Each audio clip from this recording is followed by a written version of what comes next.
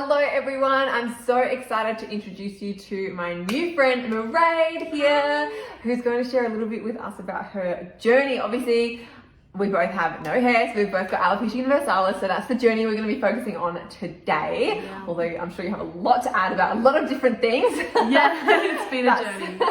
That's kind of what we want to share, because as we were talking about before, and this is Mairead's first time like sharing, especially on video, like obviously it's a super vulnerable thing to put it all out there, but it's so helpful to share these stories with each other so we know we're not alone and that you get that community and support around you, which is just really key, as a lot of us know. I think it's necessary to just feel like there's someone else who understands. Yeah, and as you were saying, you went through a lot of this without that. So we're going to hear about that, which is epic that you've come out the other side, this like shiny, smiley, beautiful person that you are, because it's really not easy to go through alone. So that's why we're here, because it's so much easier together. So I want to hear from the beginning, because I've actually only just met you recently, and like we've talked on social media for a while, but walk me through.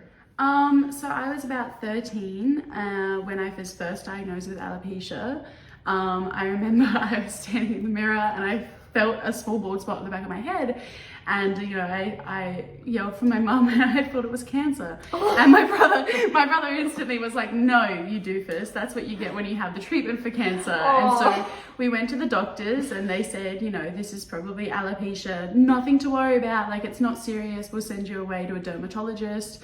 You know, you'll get a round of steroid treatments, it will probably grow back, it won't be anything to, you know, to fret about. And I had one treatment, I had one round of like the steroid injections. The injections. Yeah, so I had the injections. At that point I developed another patch around here and then the one on the back of my head. So I had, and it wasn't really like the kind of one-time thing. It's like they try to do it as much as they can to get it all dispersed. Yeah. And I had the one on the back of my head done as well. And I remember just feeling kind of really shitty after it, I guess. Did it hurt? They don't numb you up or anything. Like it's just an injection. Like they just kind of go for it. And I was in primary school, so I remember going the next day and like having headaches and like just not really feeling A1 at all. And I just never went back. I didn't have any more of those injections. Did you see any results? No, I didn't see any regrowth. So it was just kind of, the one go, and it was too many bad side effects, I guess, for me personally to go back and keep going. Yeah. But then I did, you know, a couple months down the track, start to have some regrowth, like the patch at the back of my head grew back, and the front of my head kind of started to grow back as well. And that would happen for probably like 3-4 years. Like I just had patches come and go. Like they were never, I think the biggest one was about the size of the palm of my hand at the front of my head. And that was when I was in year 7 and then transitioning into year 8 at high school. And I just used to wear a beanie to school every day. Which was really these little fun. heads get hot. They get cold. They get cold, and then it was the worst in summer because I also wore the beanie and I'd be really, really hot. Oh, no. And then obviously at such a young age, you know, my peers didn't quite understand why I was allowed to wear a hat and no one else was. Like, and it was just, there was a lot of kind of speculation around why I was wearing it and why not. And some people didn't think that I was had anything wrong with me, you know, because I had the rest of my hair, and at that point I had really, really long hair. Yeah, and with a beanie you can hide it all. Yeah, you really would have no idea. If you're covering like the top and you've got hair at the bottom, no one would think anything. I remember boys like taking my beanie off, running around with it, you know, like thinking that was hilarious. Boys, and obviously that was like the worst thing to happen to me ever. But I mean, in the end, like they would always give it back and they'd get told off. So but justice prevailed. I think high school, once I went to high school, it was a little bit harder because, you know, it was more sociable and it was more you know, people become a little bit meaner and whatnot. Fitting in is so much harder in high school anyway for anyone. Definitely. And like I had like bigger spots at that point that would come and go. And were you still wearing a beanie every day? Most of the time, I'd wear a beanie or my school hoodie, or I'd start to like put my hair in different hairstyles that would hide them, which was you become such a styling pro. Definitely. I always like kind of covered because it would just keep repeating. This patch here would come and go quite often, so it was you know, a lot of side swept things, or putting my hair all up and wearing like a headband or something like which covered it most of the time. Yeah. And then when I was 15, I moved from Mount Gambier to Adelaide, and I started going to a new high school.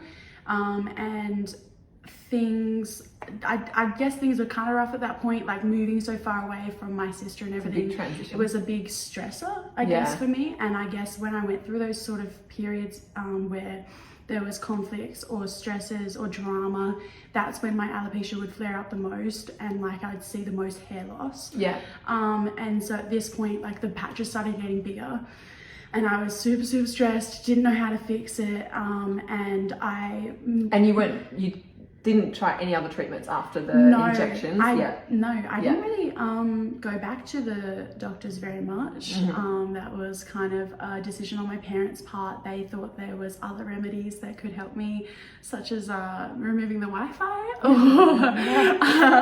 or a diet, things like that they thought influenced it, which towards the end... That's a new one for the list. There's a lot of things there's a lot of things that a lot of our community have tried that are like common, but that's not one of Wi-Fi. Well, add that to the list. It didn't help. So I wouldn't recommend it. But I mean, towards the end, I went into year 12, and so I think at that point I was doing 7 or 8 year 12 classes, which was, you know, on average you do 3 to 4. Yeah, I was gonna say, just for anyone who's not from Australia, that's like double. So I was just really keen to graduate and get out of high school, and I knew that my time was short with my hair, and I didn't want to be bald in high school, so I was trying to get out of there. And yeah, in year 12 the patches got bigger, but they stopped growing back. So towards the end of the year, you know, they were getting quite big. They were starting to join up at the back of my head, which was just wonderful, and just become super bald patches. And they meant to be having a party back there. And a lot of the time I couldn't actually see it. A lot of the hair that I was losing was on the back of my head, and then I was in denial. I just didn't really want to admit that was what was happening, and it got pretty bad before I realized the severity of it, and I was like, okay. Yeah, because we were just talking about that before. Mairead was showing me photos from around this time that we're talking about right now. And you sometimes don't realize how bad it is until you realize, and then you look back and you're like, oh my gosh. Like my wedding photos, I have a bald patch in my eyebrows and I didn't know. I was the same. I started to, my eyebrows thinned really a lot before, and I lost a big bald spot in one of them before. I was like, wait, am I losing my eyebrows? Yeah, you don't know until you know it. And then I was like, that's what's happening. Yeah. And so your hair was at that point where like, it was significantly thin, but you still weren't. I denied it until it was undeniable, because it was just blatantly obvious that there was something going on. So my eyebrows really thinned, and I got them microbladed towards the end of the year when I graduated in November. And I just kept on telling myself, you know, it's the stress of year 12 that's making this so bad. Like if I just graduate, everything will start to grow back. I'll be healthier. I'll be happier. My hair will start to come back. And I was just holding on to that kind of idea that, you know, if I just got through all my classes and all my exams and got that piece of paper, somehow it would make my hair grow back and everything would be all right. Yeah, because life after year 12 is not stressful at all. Yeah, no, totally not. Adult life is easy. Adult life is a breeze. Nothing else after year 12. Yeah, so that was definitely not the most stressful period, but I graduated, and I actually went on a trip overseas to LA. And I told shout out to our LA girls. Yeah, I found myself being like, this is it, like my hair's gonna grow back, you know, like everything's better over here, so, you know, everything's gonna be better. But my eyebrows went, the rest of my eyelashes went, the rest of my body hair went. And that's a weird thing, losing your body hair, hey? Yeah, I mean, it's kind of a blessing. I don't miss shaving my legs, but I do kind of miss my eyebrows. But yeah, so I remember being in LA. I was over there for almost 3 months, I think, and I held on to it for a long time. I went and tried on wigs, different things that I could wear. You know, nothing really felt right because I was still in this kind of denial stage. Definitely didn't think that that would actually become an option where I had to wear a wig because I didn't have my own hair. I thought, oh, that would just be a backup option if I want to that day. But I was probably two months into my trip, and I remember going out for breakfast, sitting down and being double taken by the waitress because my hair at that point was not thick enough to cover any of my bald spots. I had bangs, but I'd lost the front part of my hairline, so they were coming from so far back on my head that it really just looked like I had a ginormous forehead, like some mega mind energy up in here. So I was like, she double took me, and I realized it's pretty bad and it's not really worth holding on to anymore. Yeah. And I kind of made that decision then and there to be like, I'm ready. I'm ready to let go of it, and not to have it controlling me so much, not to have it so unwavering in the sense that, you know, will it come back? Will it not come back? Will it grow more? Like, that uncertainty was what killed me the most, because it was just always holding on to this idea. Yeah.